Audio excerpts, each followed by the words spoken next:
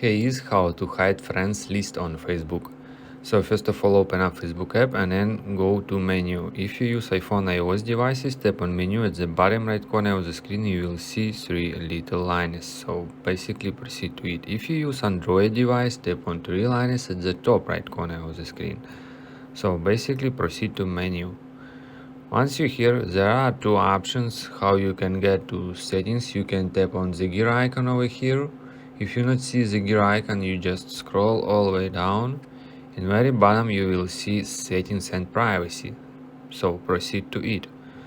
And then proceed to settings. Alright, once you're here, it's located like in the gear icon you tap on. So then we just should scroll all the way down until you find how people find and contact you. Under audience and usability, proceed to how people find and contact you, and then just select second option, who can see your friends list. Tap on it and from the appearance menu proceed to only me.